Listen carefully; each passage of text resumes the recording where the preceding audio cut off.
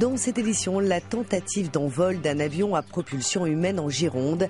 Mais vous allez voir que des efforts sont encore à fournir pour faire décoller l'appareil.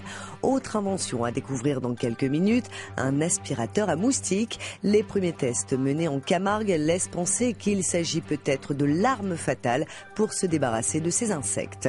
Et pour commencer, une piqûre de rappel, ne jetez pas vos déchets n'importe où sur la plage, car si dans la Somme on constate un léger mieux, des progrès restent encore à faire. Chaque jour, à partir de 6 heures du matin, les employés municipaux traquent les déchets sur la plage et il n'en manque pas. Durant la période estivale, c'est près de 300 tonnes qu'ils ramassent dans la commune. On ramasse beaucoup des papiers, des canettes, tout ce que les gens peuvent manger. C'est beaucoup mieux qu'avant, mais c'est pas encore ça, mais on va y arriver parce que ils ont du mal à être très propres les gens, mais je pense qu'à force, on va arriver à les faire comprendre ça.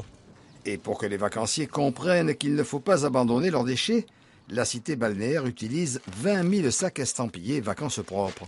Des sacs installés dans 90 poubelles aux abords des plages ou des sites touristiques. Progressivement, on sent une amélioration parce que les choses sont changées, les sacs sont changés tous les jours. Donc on invite les personnes qui passent devant, bien sûr, à les remplir.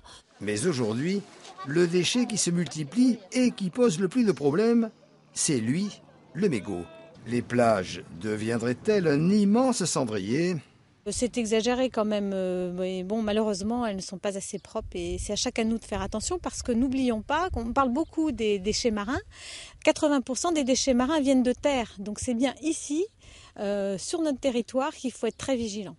Et côté mer, Vacances propres incite les plaisanciers à ne rien jeter par-dessus bord, mais à ramener les déchets au port, comme ici à Saint-Valery-sur-Somme. La condition pour un grand plongeon dans une eau presque limpide. On part dans le Morbihan, à présent sur la presqu'île du Ruisse, où cette 4 chevaux ne passe pas inaperçue. Il s'agit en fait d'un bureau de renseignement itinérant de l'Office du tourisme. Rétro au premier abord, cette voiture dispose de toutes les technologies pour informer les touristes. On peut même, à l'aide des tablettes tactiles, leur dire « Tiens, vous souhaitez partir sur un bateau demain matin ?» Eh bien, il reste 2 places, on peut voir les disponibilités. Voilà, c'est une 4 chevaux qui est connectée puisqu'on a la 4G à bord, donc une 4 chevaux en 4G, c'est pas banal quand même.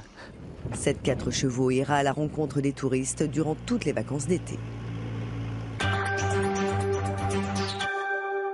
C'est l'une des bêtes noires de l'été, surtout en Camargue. Il s'agit du moustique, mais à Arles, 2 ingénieurs ont peut-être trouvé l'arme fatale pour s'en débarrasser.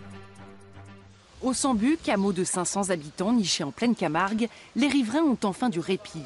Car depuis début juillet, la contre-attaque s'organise face à l'ennemi public numéro 1, le moustique. Leur salut, ils le doivent à ces 2 jeunes ingénieurs. On voulait savoir un petit peu comment ça se passait. Nickel. Tous les soirs, pu manger dehors? Tous les soirs, on mange dehors. On a vraiment une nette amélioration. Bon, il y en a encore un petit peu, mais bon, vraiment super. Leur arme, des bornes installées tous les 80 mètres. Ce sont des leurres qui attirent les moustiques camarguais ou tigres femelles responsables des piqûres, mais aussi les arabis, ces moucherons friands de sang humain. Une fois à proximité, l'insecte est littéralement aspiré par l'étroite cheminée. La borne anti-moustique va recréer la respiration d'un être humain, c'est-à-dire à la fois la diffusion de dioxyde de carbone et à la fois l'émission de phéromones comme on peut émettre à travers la transpiration corporelle. Mais l'originalité de l'invention, c'est surtout son faible impact sur l'environnement. Le dioxyde de carbone que nous utilisons est recyclé, donc il est capté dans des fermes de blé. Lors de la fermentation du blé, il est capté et stocké dans les bouteilles que nous utilisons. Le parc naturel de Camargue a mandaté le Centre de recherche pour la conservation des zones humides. Il assure le suivi de ces prototypes. 3 fois par semaine, des cobayes exposent leurs mollets nus pendant 10 minutes. Une fois le moustique appâté, il est capturé. Et donc l'idée, c'est de comparer le nombre de moustiques qu'on va capturer à la vitesse du mollet dans les zones où il y a des pièges et dans les zones où il n'y a pas de pièges. Comme ça, on peut évaluer l'efficacité des pièges. On atteint des taux de diminution de l'ordre de jusqu'à 70%. Les fortes chaleurs ne favorisent pas la prolifération des moustiques. Il faudra donc encore attendre pour juger grandeur nature de la réelle efficacité de ces bornes. Enfin, faire voler un avion avec la seule force humaine, c'est le rêve d'un groupe d'universitaires girondins. 2 années de travail ont été nécessaires pour construire une machine à propulsion qui a malheureusement bien du mal à prendre son envol.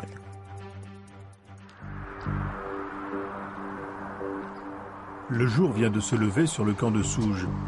Une petite équipe s'affaire autour d'une libellule de 26 mètres d'envergure, un avion à propulsion humaine qui doit réaliser ses premiers essais.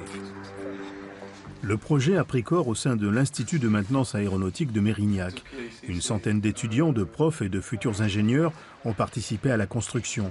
Il ne restait plus qu'à lui faire quitter le sol à la seule force des mollets du pilote.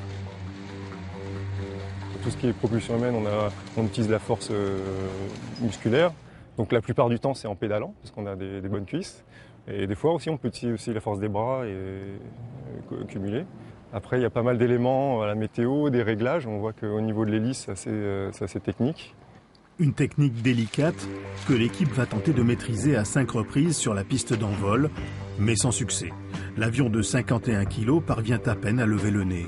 Il faudra encore quelques ajustements et j'espère pouvoir... Parce que là, on a soulevé la roue avant et soulever la roue arrière, ce serait bien aussi. C'est sur cet avion qu'on apprend et on n'a pas de prétention de vouloir battre de record de quoi que ce soit, mais plutôt d'apprendre à construire pour nous amener au 2e et au 3e, qui eux seront sans doute ceux pour lesquels on va pouvoir battre quelque chose, du moins je l'espère.